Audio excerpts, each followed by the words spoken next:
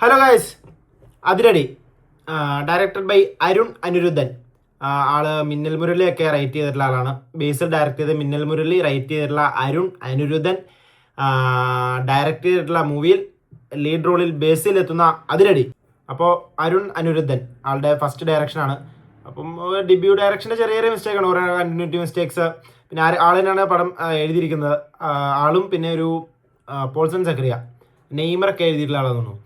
ആളുകൂടെയാണ് പടം എഴുതിയിരിക്കുന്നത്. കുഴപ്പമില്ലാത്ത രീതിയിൽ പടം ചെയ്തു വെച്ചിട്ടുണ്ട്. മൊത്തത്തിൽ സ്റ്റോറി വെക്കുമ്പോഴത്തേനും നമ്മൾ ഒരുപാട് കണ്ടിട്ടുള്ളൊരു സ്റ്റോറി ലൈനൊക്കെ തന്നെയാണ്. കോളേജിൻ്റെ അത് അവിടെ ചെറിയ റൊമാൻസ്, ചെറിയ ഫൈറ്റ്, ചെറിയ അതിൻ്റെ കുറച്ച് കാര്യങ്ങളൊക്കെയാണ്. ബേസിക് സ്റ്റോറി ഡിഫറെൻ്റ് ആണ്, പക്ഷേ ആ പ്ലോട്ടൊക്കെ ഏകദേശം സെയിമാണ്. നമ്മൾ ഒരുപാട് കോളേജ് സ്റ്റോറീസ് കണ്ടിട്ടുള്ള അതുപോലെ തന്നെ ഒരു രീതിയിൽ മേക്ക് ചെയ്തിരിക്കുന്ന ഒരു ഫിലിമാണ്. പിന്നെ പടത്തിൻ്റെ മ്യൂസിക് വിഷ്ണു വിജയ്. അങ്ങനെ എടുത്തു പറയാൻ പറ്റിയ ബി ജി എം ഒന്നും ഓർത്തിരിക്കാൻ പറ്റിയ ബി ജി എം ഒന്നും പടത്തിലില്ല. പാട്ടുകളായാലും അങ്ങനെ ഓർത്തിരിക്കാൻ പറ്റിയ പാട്ടുകളൊന്നുമില്ല. കുഴപ്പമില്ല, എന്തൊക്കെ ചെയ്തു വെച്ചിട്ടുണ്ട്. പിന്നെ കാസ്റ്റ് മെയിൻ ലീഡ് ബേസിൽ ജോസഫ് ഒരു കോളേജ് സ്റ്റുഡൻ്റ് ആയിട്ടാണ്. ഒരു ഭയങ്കര എനർജറ്റിക് ആയിട്ടുള്ള ഒരു കോളേജ് സ്റ്റുഡൻറ്റ്. സ്റ്റാർട്ടിങ്ങിലൊക്കെ നമുക്ക് എന്തോ ക്രിഞ്ചായിട്ട് തോന്നി, ഒരു ഓവർ ദി ടോപ്പ്, ഒരു കുറച്ച് ഓവറല്ലേ എന്നൊരു തോന്നിക്കുന്ന രീതി ചെയ്തെങ്കിലും ഇപ്പോൾ കുറച്ച് കഴിയുമ്പോൾ തന്നെ ഓക്കെ ആയി. പിന്നെ ഫീമെയിൽ ലീഡ് റിയ ഷിബു ഡെലിലു.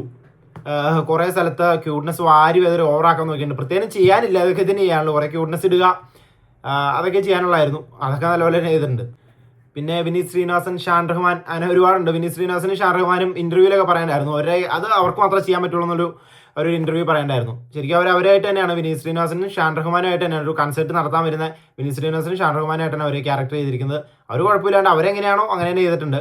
പ്രത്യേകിച്ച് ഓവറാക്കുന്നത്. ഷാൻ റഹ്മാനൊക്കെ നൈസായിരുന്നു. ഷാൻ റഹ്മാനെ നമ്മൾ വർഷങ്ങൾക്ക് ശേഷത്തിൽ കണ്ടതിൽ പിന്നെ ഇതിലാണ് കാണുന്നത്. ഷാൻ റഹ്മാൻ നൈസായിരുന്നു അത്യാവശ്യം. നമുക്ക് അങ്ങനെ നമ്മൾ അധികം എക്സ്പ്ലോർ ചെയ്യാത്ത ഒരാളല്ലേ ആക്ടിങ്ങിൽ. അപ്പോൾ നമുക്ക് കാണുമ്പോൾ തന്നെ ഒരു ക്യൂരിയോസിറ്റി തോന്നും. ആൾ നൈസായിരുന്നു.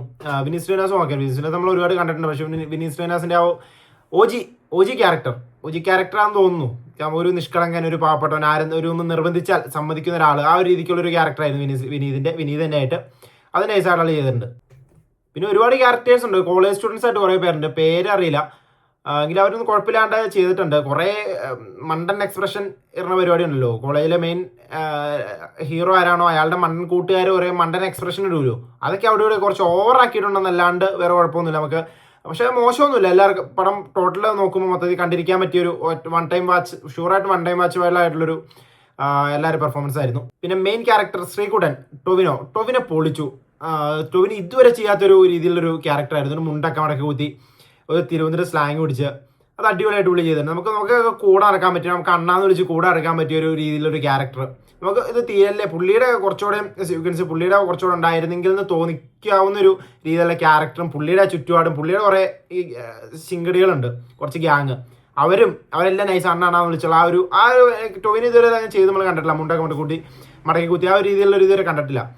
അപ്പോൾ നമുക്ക് അത് എനിക്ക് ഒരുപാട് ഇഷ്ടമായി. ടൊവിനോയുടെ ഡയലോഗ് ഡെലിവറി ആയാലും മൊത്തത്തിൽ ടൊവിനോയുടെ എല്ലാവരും കുറച്ച് കുറച്ച് ക്യൂട്ട്നെസ് അല്ലെങ്കിൽ കുറച്ച് കോമഡി രീതിയിലാണ്. എന്നാൽ മാസമാണ്, കുറച്ചൊരു ഗുണ്ടയാണ്, കുട്ടൻ ഗുണ്ട, ഗായകൻ ഗുണ്ട, അങ്ങനെ എന്താ പറയുന്നുണ്ട്.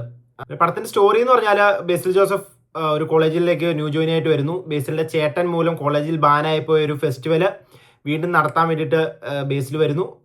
അത് നടത്താൻ വേണ്ടിയിട്ട് ഉണ്ടാകുന്ന ബുദ്ധിമുട്ടുകളും കാര്യങ്ങളാണ് പടത്തിൻ്റെ മെയിൻ സ്റ്റോറി ലൈൻ. ഒരു ഇൻ്റർവെല്ലിനോട് എടുക്കുമ്പോഴത്തേനും ടൊവിനോയുടെ ക്യാരക്ടർ ഇന്നാവുന്നു. പിന്നെ ടൊവിനോയും ബേസിൽ തമ്മിലുള്ള ക്ലാഷ്, അങ്ങനെ പോകുന്നൊരു സ്റ്റോറി. പ്രത്യേകിച്ച് അങ്ങനെ വലിയ സ്റ്റോറി ഒന്നും പറയാനില്ല, എന്നാലും കുഴപ്പമില്ല. നമുക്ക് വൺ ടൈം വാച്ചബിളായിട്ട് കണ്ടിരിക്കാൻ പറ്റിയ, അത്യാവശ്യം എൻജോയ് ചെയ്യാൻ പറ്റിയൊരു കുഴപ്പമില്ലാത്തൊരു നല്ല പടം അതിരടി.